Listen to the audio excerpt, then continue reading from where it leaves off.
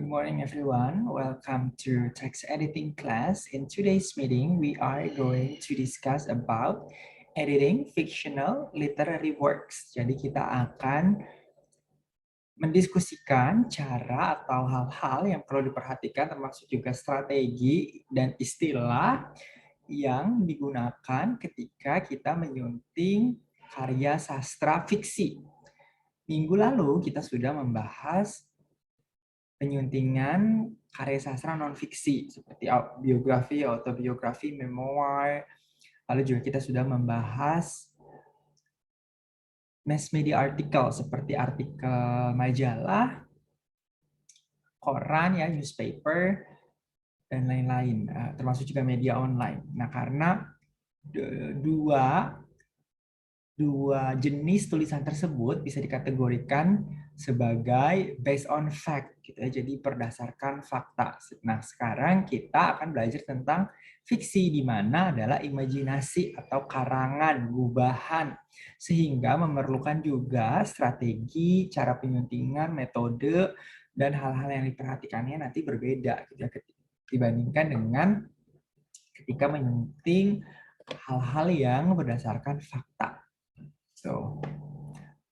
Oke, fictional literary work, ya, seperti kita tahu, sudah pernah kita pelajari beberapa bentuk, diantaranya adalah seperti novel ya, novela, novelet, bentuk lebih pendek dari novel, lalu juga short stories, play, gitu ya, drama, termasuk juga poetry. Biasanya poetry itu tidak dikategorikan sebagai fiksi, gitu ya. Jadi fiksi itu biasanya hanya mengacu kepada prosa, jadi bukan poetry.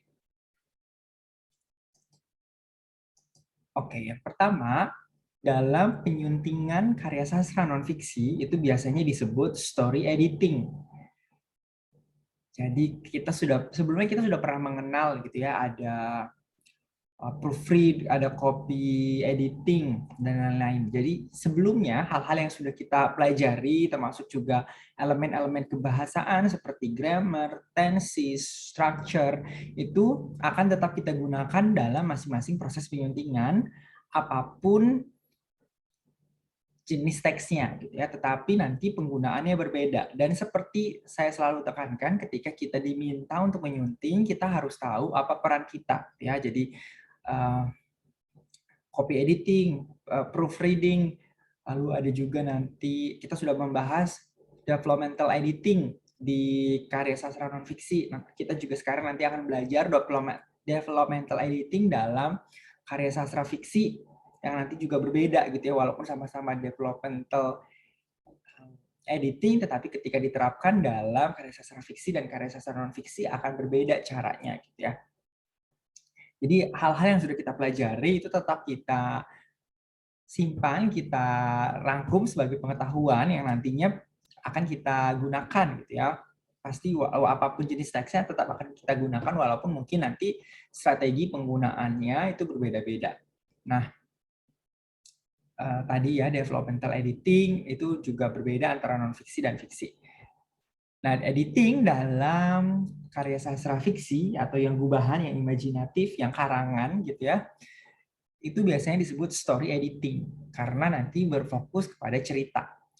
Balik lagi, selalu saya tekankan ketika kita diminta menjadi seorang editor atau penyunting, kita harus tahu peran kita apa. Apakah copywriter, proofread, atau kalau dalam sastra non-fiksi itu ada developmental editor. Nah, kalau dalam karya sastra fiksi itu disebut story editing karena nanti story editor ini fokusnya ke jalan ceritanya. Jadi kalau kita diminta menyunting sebuah novel sebagai story editor, kita tidak memperhatikan grammar, tenses, dan lain-lain, misspelling. Walaupun tetap ya kita bisa memberikan masukan, tetapi itu bukan pekerjaan kita, gitu ya. We should not do something that we don't get paid for. Kita tidak perlu melakukan hal-hal yang kita tidak mendapat bayaran di situ, gitu ya. Jadi kita fokus saja kepada inti dari pekerjaan kita, gitu. Nah, sekarang kita akan mendefinisikan apa yang disebut story editing. Jadi sebenarnya tujuan dari penyuntingan adalah merubah frase itu kata-kata gitu ya, bukan strictly meaning frase, tetapi unsur kebahasaan seperti kalimat, paragraf, passage yang dari tadinya itu ditulis dengan buruk gitu ya. Setelah melalui proses editing, hasil penyuntingannya akan lebih baik si bahasanya gitu ya. Itu kalau kita melakukan editing saja, seperti copy editing, proofread gitu ya, atau juga developmental editing dalam karya sastra non-fiksi. Tetapi story editing is so much more, jadi memerlukan pekerjaan yang dilakukan oleh seorang story editor itu lebih banyak daripada penyunting-penyunting lain gitu ya. Kenapa? Karena imajinasi, karangan, gubahan itu kan tidak ada batasannya gitu ya. Nah, tetapi sehingga bisa kemana saja arah sebuah cerita. Tetapi walaupun bisa kemana saja, artinya bebas gitu ya, seorang penulis ketika menulis fiksi dia bisa apa saja, bisa menulis kemana saja, tetapi kebebasan itu juga harus ada batas-batasnya gitu ya. Batasnya apa saja nanti akan kita pelajari. Story editing itu adalah salah satu atau tipe penyuntingan yang paling sulit untuk dilakukan gitu ya. Jadi memerlukan pengetahuan yang kuat tentang bagaimana sebuah cerita itu bisa terbangun dengan kuat gitu ya, sehingga dalam proses story editing bukan hanya diperlukan kemampuan seperti grammar atau tensi saja gitu ya, unsur-unsur ketatabahasaan, tetapi diperlukan juga kreativitas, objektivitas. Jadi dalam menyuntingnya itu nanti bukan hanya mementingkan secara bahasa akurat, tetapi dari segi ceritanya itu monoton misalkan, atau kita terlalu banyak memasukkan selera kita, karena namanya karangan bisa ya free flow itu tadi gitu ya, bebas bentuknya, sehingga dalam menyunting kita tidak bisa subjektif gitu ya. Jadi kalau misalkan menulis cerita, jalan cerita seperti ini, tetapi selera kita itu berbeda, lalu kita memberi masukan sesuai selera kita, nah itu tidak disarankan dalam story editing gitu ya. Lalu hal-hal apa saja yang menjadi fokus dari seorang story editor? Yang pertama itu story arc. Story arc itu jalan cerita naik turunnya gitu ya. Jadi bukan jalan cerita dari pagi ke malam ke esok hari pagi lagi, bukan seperti itu. Tetapi story arc itu adalah jalan cerita dari introduction, orientation ya. Jadi dari awal, lalu nanti ada raising conflicts, nanti menuju climax, lalu nanti ada falling action, lalu nanti ada resolution. Jadi bagaimana sebuah jalan cerita itu ada konflik apa di dalamnya. Nah, itu yang dimaksud dengan story arc. Jadi bukan hanya urutan waktu seperti tahun ini, tahun berikutnya lagi, bukan seperti itu. Tetapi intensitas dari sebuah ceritanya gitu. Lalu berikutnya adalah word count. Nah, word count di sini penting, bukan hanya berapa seperti kita menulis artikel jurnal ilmiah atau skripsi harus berapa kata gitu ya, seperti misalkan kalau ketika kita menulis abstrak itu ada aturannya 250 kata. Nah, word count di sini bukan seperti itu, tetapi word count di sini ini dalam kaitannya dengan atau story editor perlu fokus kepada word count adalah nanti kaitannya dengan honor gitu ya. Jadi honor seorang penyunting atau editor biasanya dihitung dari jumlah katanya gitu. Dan ini biasanya berbeda-beda karena karya sastra fiksi itu kan banyak sekali genre-nya ya. Kalau kemarin kita non fiksi kurang lebih ada 3 atau 4 gitu ya. Kalau genre dari fictional literature itu sangat banyak, sehingga nanti pun honor penyuntingnya itu tergantung dari genre-nya.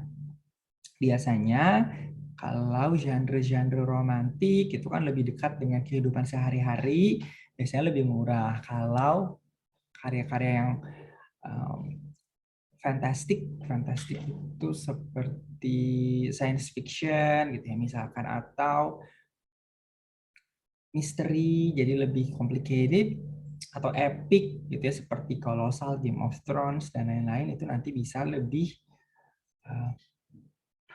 mahal mungkin penyuntingnya. Terlebih lagi kalau misalkan seperti karya-karyanya Faulkner yang word count-nya itu sangat panjang, jadi satu kalimat saja bisa beberapa halaman, itu pasti memerlukan konsentrasi dari penyunting lebih tinggi lagi. Ya, lalu juga story editor fokus kepada karakternya ini seperti apa, dan juga bukan hanya karakter seperti namanya saja, tetapi juga characterization. Setiap karakter itu memiliki karakteristik atau personality, sifat seperti apa gitu. Jadi bukan hanya fokus ke nama, karakterisasi ini juga nanti banyak, ada berupa fisik, ada berupa psychological gitu ya. Psychological itu termasuk seperti mood dan lain-lain.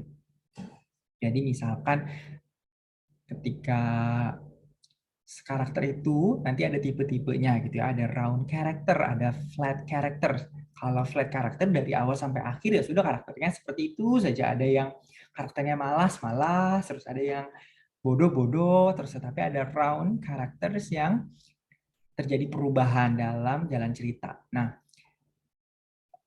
sebenarnya inti dari story editor itu adalah make sense. Makanya di sini terdapat clarity dan konsistensi. Jadi jelas ketika sebuah karakter itu harus konsisten dari awal sampai akhir, itu konsisten. Kalaupun terjadi perubahan, artinya karakter tersebut berkembang gitu ya, seperti round characters, perkembangannya itu harus jelas. Jangan sampai tiba-tiba berubah tek dalam satu malam gitu ya. Contohnya bahkan untuk perubahan yang terjadi secara singkat pun itu ada alasannya, seperti misalkan Spider-Man dari tadinya Peter Parker orang biasa bisa menjadi memiliki kekuatan super seperti seekor laba-laba itu ketika dia disengat gitu ya. Di situ make sense. Begitu juga dengan misalkan Captain America dari tadinya kurus gitu ya, dia ketika mendaftar untuk menjadi prajurit perang dunia itu ditolak terus, tapi kenapa tiba-tiba dia menjadi superhero dengan badannya muscular gitu ya. Seperti Chris Evans itu ternyata karena dia direkayasa genetiknya gitu ya. Jadi di situ walaupun perubahannya singkat tetapi di situ ada kejelasan. Terlebih lagi ketika sebuah novelnya itu genre-nya adalah realisme dan naturalisme misalkan. Jadi naturalisme dan realisme ini berpegang teguh kepada kenyataan, jadi harus logik. Kalau naturalisme itu nanti cerita yang sedih-sedih, seperti cerita-cerita Great Depression di Amerika yang bersetting 1930-an, itu banyak karya-karya naturalisme karena menggambarkan kemerosotan negara Amerika yang berdampak kepada rakyat-rakyatnya yang miskin. Ya, kalau realisme nanti kepada keputusasaan. Jadi mirip dengan naturalisme tapi tidak melankolik naturalisme. Nah, untuk karya-karya seperti itu nanti kan harus lebih logik gitu ya. Jadi perkembangan, kalau tadi Peter Parker digigit laba-laba menjadi memiliki kekuatan superhero, itu kan tidak logik gitu ya.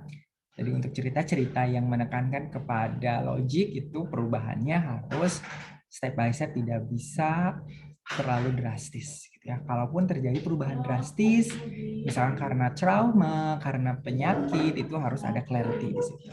Lalu hal lain yang perlu diperhatikan juga adalah plot. Jadi plot dengan chronological itu berbeda. Kemarin ketika menjelaskan karya sastra non fiksi sudah saya jelaskan ya. Jadi chronological itu berurutan dari waktu yang paling awal, jadi paling lama, ke waktu yang paling sekarang. Ya, terutama ketika membahas tentang biografi atau autobiografi gitu ya.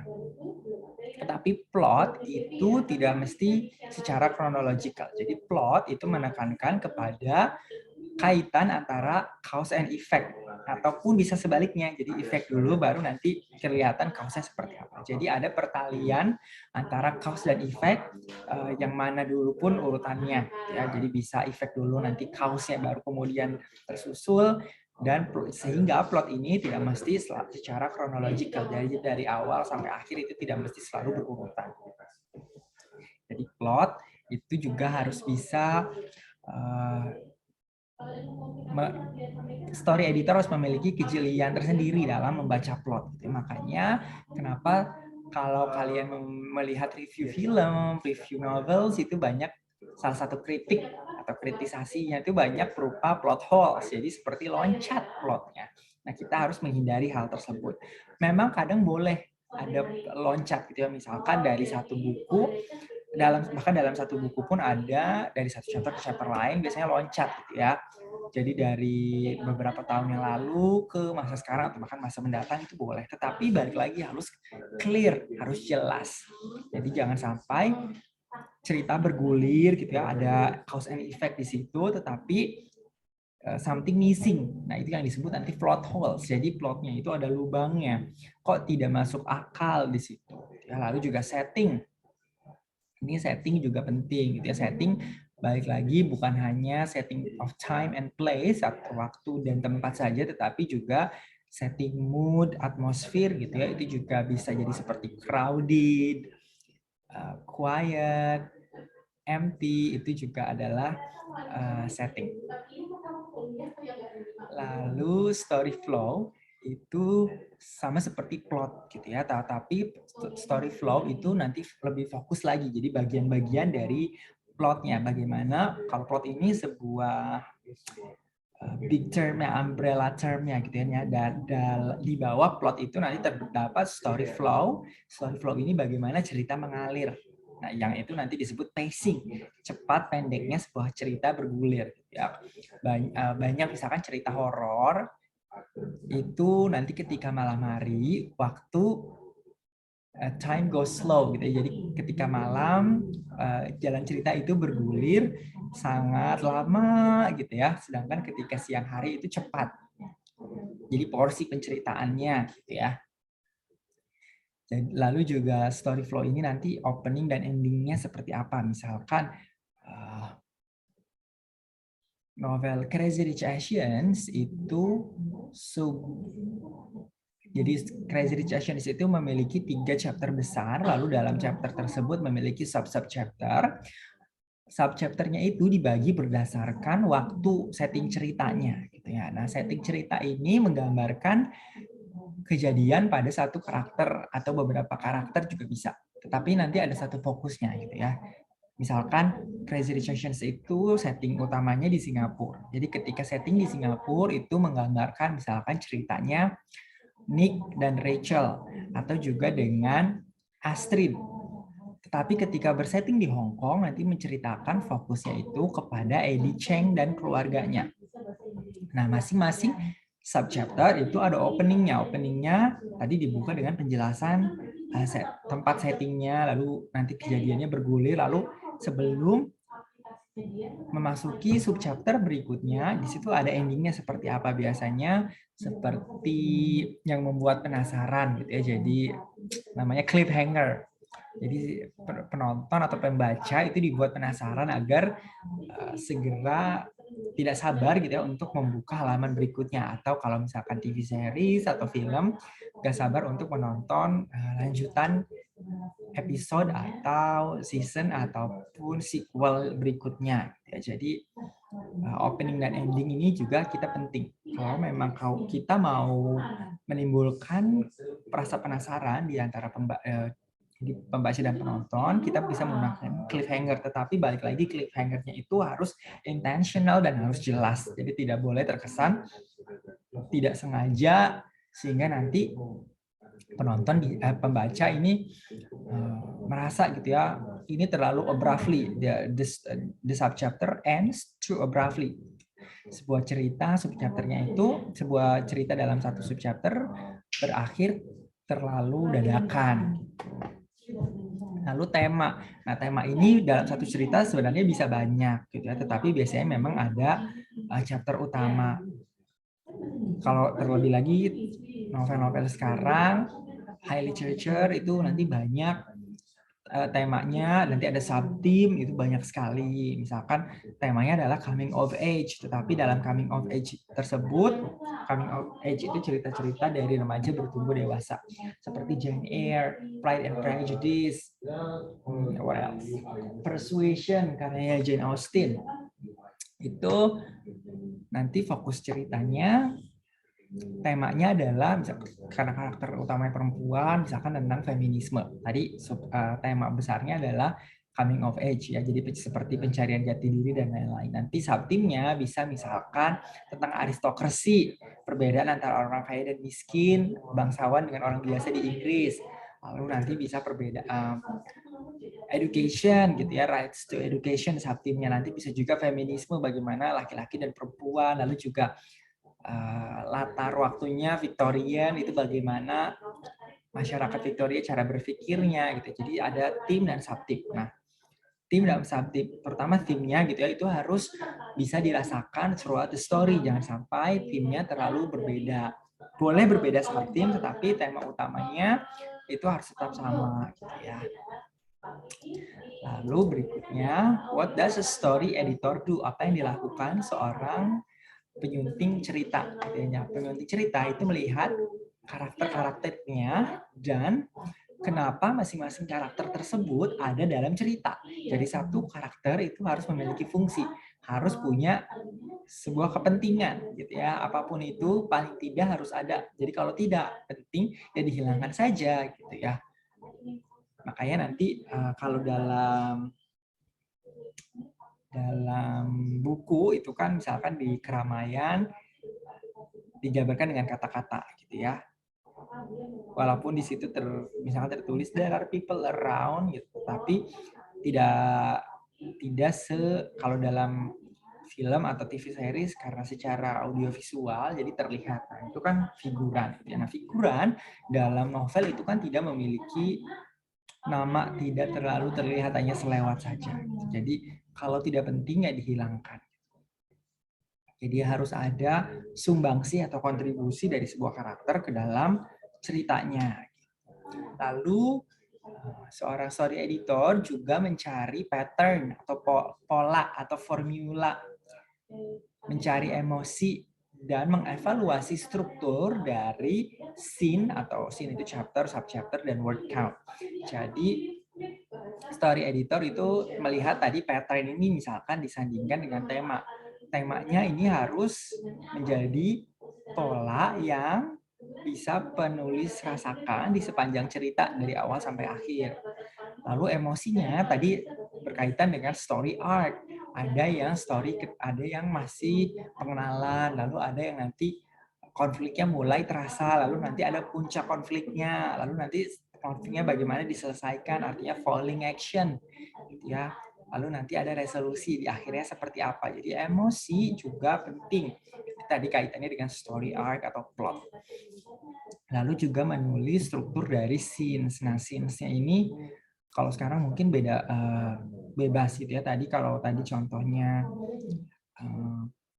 novel Crazy Rich Asians ada 3 chapter besar, lalu masing-masing chapter dibagi lagi oleh subchapter berdasarkan lokasinya. Novel berikutnya dari penulis yang sama itu judulnya Sex and Vanity. Sex and Vanity itu terdiri dari 3 subchapter besar. Tetapi nanti 3 chapter tersebut tidak dibagi-bagi berdasarkan tempat lagi gitu. Tapi nanti dan itu juga pembagiannya chapter pertama itu lebih tebal dari chapter kedua dan ketiga. Jadi setiap keputusan itu pasti sudah diputuskan ya, harus intentional. Kadang memang ketika kita menyunting penulis besar, mungkin kita ragu gitu ya, oh dia punya nama besar, karya-karyanya selalu laku, critically acclaimed, jadi banyak dipuji kritikus. Ketika kita menyunting pasti kita akan sedikit takut atau segan gitu. Tapi kalau untuk demi kebaikan ceritanya tetap kita harus menyunting gitu. Lalu juga kita bisa kolaboratif. Jadi setiap keputusan itu produk akhirnya itu harus melalui keputusan yang secara sadar atau intentional disengaja. Lalu tugas dari story editor berikutnya adalah testing setting, characterization, and plot against one another.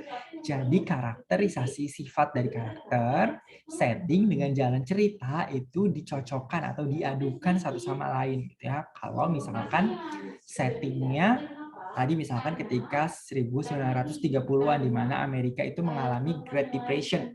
Banyak orang kaya menjadi semakin kaya, tapi lebih banyak orang miskin yang benar-benar miskin. Kehilangan rumah, makan pun susah gitu ya. Lalu karakterisasinya sesuai tidak dengan zaman tersebut gitu ya. Lalu plotnya bagaimana karakter ini dengan sifat karakter tersebut ditempatkan pada satu setting waktu dan tempat tertentu, bagaimana dia mengambil keputusan karena nanti keputusan dari sebuah karakter itu yang menggulirkan jalan cerita gitu ya. Jadi masuk akal atau tidak ketika tiga intrinsic element of literature ini disatukan atau dipertemukan. Jadi jangan sampai tidak cocok satu sama lainnya sehingga harus dirubah.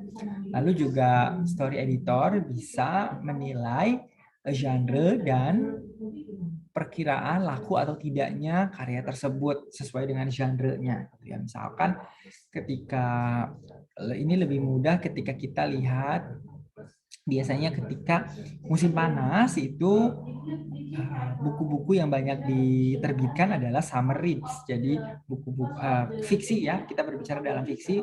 Jadi fiksi-fiksi populer yang ringan gitu ya, yang liburan ke tempat-tempat di pantai, musim panas gitu ya.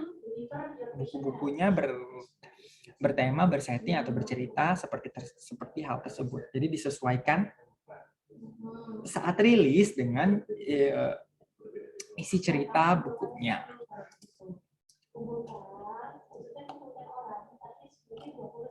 Lalu hal apa saja yang termasuk ke dalam pekerjaan dari seorang story editor. Jadi story editor itu merupakan pekerjaan big picture. Jadi melihat secara keseluruhan karya, bukan melihat secara detail seperti melihat grammar ataupun tenses. Itu nanti tugasnya copy editor, atau juga misalkan melihat spelling, format, itu nanti tugasnya proofread gitu ya. Jadi story editor adalah melihat keseluruhan cerita dari awal sampai akhir, masuk akal atau tidak, plotnya bagaimana gitu ya. Jadi walaupun misalkan sebuah cerita menggunakan alur maju mundur. Maju mundurnya ini bisa diikuti atau tidak. Biasanya diberikan timestamp gitu. Jadi penanda waktu. Oke, ini sedang maju, ini waktu sedang mundur gitu. Jadi diberikan, baik itu dipisahkan secara subchapter ataupun dipisah menggunakan pindah baris, lalu nanti diberikan time referensi waktu yang jelas. Story editor itu merevisi ya, revisian dari seorang story editor itu harus memperbaiki ceritanya gitu. Jadi mengedit full edit novels. Karena misalkan ketika sebuah cerita itu diedit, kita sebagai penyunting penyunting cerita, kita ubah di awal, nanti itu bisa jadi sampai akhir, bisa berubah semua sampai akhir. Ketika kita merubah ending dari sebuah cerita, bisa jadi hal-hal yang menyebabkan, yang nantinya, yang mengakari dari ending tersebut, itu juga harus kita rubah. Jadi karena saling adanya keterkaitan cause and effect itu tadi, bisa jadi ketika kemungkinan besar ketika kita merubah atau menyarankan untuk penulis merevisi sebuah bagian cerita, itu akan berdampak pada bagian cerita lainnya. Lalu story editor juga mengkritisi manuskrip dan mengevaluasi dan melaporkan gitu ya, memberitahu kelebihan dan kekurangan dari ceritanya. Jadi nanti penulis bisa memperbaiki, jadi mengomentari gitu ya, mengomentari manuskrip itu artinya naskah. Jadi bukan hanya mengomentari saya suka ininya, saya suka tidak suka itunya, itu nanti jatuhnya subjektif dan tidak objektif. Jadi dalam kita juga memberikan catatan kelebihan dan kekurangan dari story-nya, apa yang sudah kuat dan apa yang masih lemah dan perlu diperkuat dalam cerita tersebut, ya. Lalu juga story editor itu harus sensitif dalam membaca representasi yang mungkin bisa menjadi menyinggung. Misalkan kalau zaman sekarang bisa dikaitkan menjadi rasis. Jadi kita harus berupaya agar penulis yang karyanya kita sunting itu tidak dicap seperti itu, tidak dicap rasis. Kalau rasis itu berarti misalkan orang kulit hitam atau orang Asia gitu ya, ditempatkan sebagai karakter yang lemah gitu. Jadi lemah di sini misalkan miskin atau bodoh gitu ya. Atau misalkan seksis. Kalau seksis berarti laki-laki diposisikan lebih kuat daripada perempuan gitu. Jadi kita harus menghindari misrepresentasi seperti itu of marginalized people. Jadi orang-orang yang terpinggirkan seperti perempuan, orang kulit hitam, atau misalkan LGBTQ people, itu kita harus memberikan keadilan bagi mereka, jangan sampai mereka semakin terpinggirkan bahkan di dalam cerita gitu ya. Lalu berikutnya ada yang namanya line editing. Line editing ini sentence level. Jadi tapi kalau dalam penyuntingan karya sastra fiksi, walaupun kita menyunting kalimat per kalimat, yang kita harus perhatikan adalah stylenya. Jadi karena namanya adalah karya sastra fiksi, itu pasti penulis memiliki gaya tertentu. Jadi kan bebas, penulis novel itu memiliki kebebasan untuk menuliskan karyanya seperti apa, berbeda dengan misalkan jurnal ilmiah atau artikel koran yang kaku. Ketika kita membaca satu artikel koran dengan artikel koran lain yang ditulis oleh penulis berbeda, nanti rasanya akan sama gitu ya. Akan sama hasil bacaannya. Tetapi kalau novel, walaupun genre-nya sama, misalkan sama-sama buku detektif gitu ya, masing-masing penulis akan memiliki gaya yang berbeda. Nah, ini yang harus diperhatikan oleh line editor. Jadi, misalkan harus konsisten gaya dari awal sampai akhir. Boleh ada perubahan, boleh berkembang, tetapi harus jelas perubahan dan perkembangannya. Harus ada dasarnya, harus ada tujuannya. Jangan sampai hanya karena ingin merubah saja gitu ya. Nah, line editing itu fungsinya untuk memperkuat. Jadi kalimat itu diperkuat untuk mendukung jalan cerita agar semakin kuat, gitu ya. Jadi kalau ceritanya sudah kuat, tetapi kalimat di mana penulis ini menyampaikan ceritanya itu lemah, kekuatan cerita ini tidak akan tersampaikan atau bahkan malah membuat karyanya ini menjadi jelek. Jadi copy editor itu memiliki, story editor, line editor, text editor memiliki peranan juga terhadap kesuksesan penulis dan karyanya. Jadi dalam line editing tetapi tidak perlu memperhatikan grammar dan tesis, tapi line editor itu harus fokus ke gaya dan rasa yang ada dalam naskah novelnya gitu ya. Jadi nanti copy editor untuk grammar, format dan lain-lain, tesis ada copywriter dan copy editing yang merupakan step berikutnya dari penyuntingan teks. Lah, editing, line editing itu termasuk apa saja. Jadi authenticity of phrasing and word choice. Jadi diksi dan bagaimana frase-frasenya itu otentik atau tidak. Jadi tidak boleh plagiarisme. Jadi ketika cara menghindari plagiarismenya adalah menggunakan sinonim gitu. Jadi ada istilah-istilah yang sudah sangat melekat dengan penulis tertentu, misalkan to be or not to be, that is the question, itu sangat identik dengan William Shakespeare dalam karyanya Hamlet. Nah, ketika kita ingin menggunakan frase tersebut, tidak bisa langsung mencomot, kita bisa merubah. Jadi kita menggunakan kata-kata yang mirip, tetapi ya jangan to be or not to be, gitu. Kita menggunakan kata yang lain. Lalu juga harus terutama ketika kata-katanya itu berupa cara berpikir atau dialog dari sebuah karakter, nah itu harus konsisten. Karakter ini memiliki cara berpikir seperti ini, jadi ya harus seperti itu terus. Karakter ini ketika dialog gitu ya, berbicara, speech dalam dialognya itu seperti ini, harus konsisten. Jadi personality dari karakter trait itu personality atau characterization-nya itu harus konsisten dan unveiling. Jadi tidak seperti ada kepura-puraan dalam karakternya. Jadi terutama ini ketika sudut pandangnya atau point of view-nya itu third omnipresent.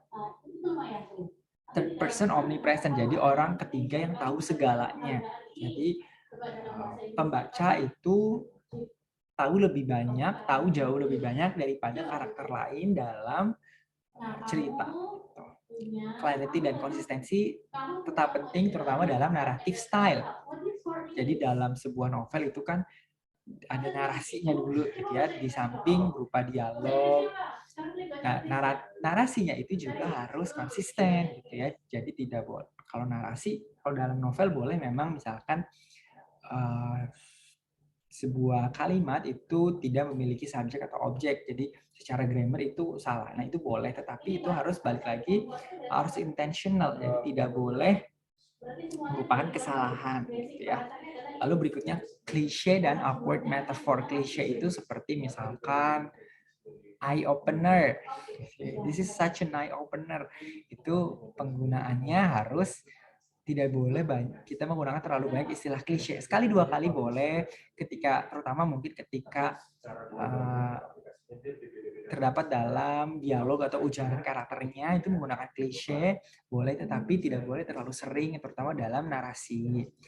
Lalu dialog itu juga harus dipastikan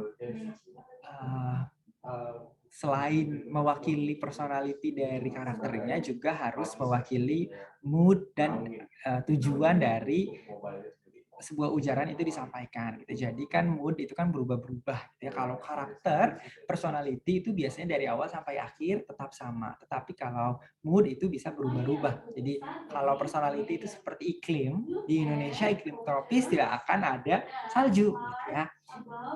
Tetapi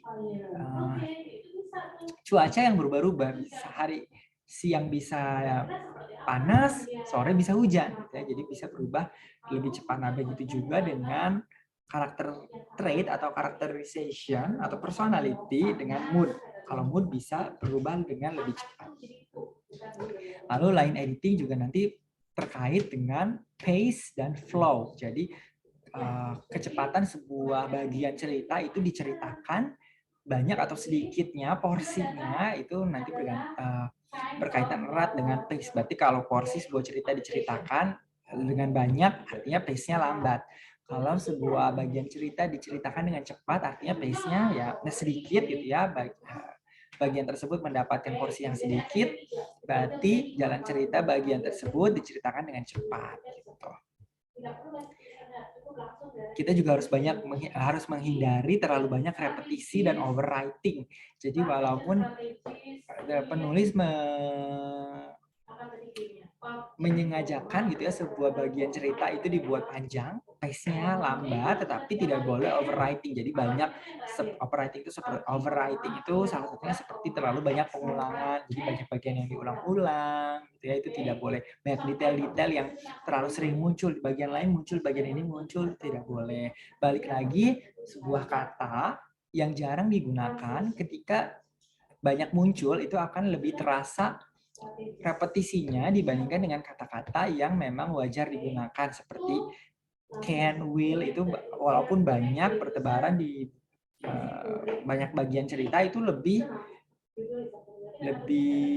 wajar rasanya daripada kata-kata misalkan seperti repetition of writing. Kalau banyak di bagian cerita itu akan semakin terasa repetisinya. Lalu juga tensis perubahan tensis, terutama misalkan dari naratif ke dialog, dari narasi ke dialog itu bisa terjadi perubahan tensis. Misalkan narasinya berupa past tense, tetapi dialognya berupa present tense. Nah, itu harus diperhatikan perubahannya.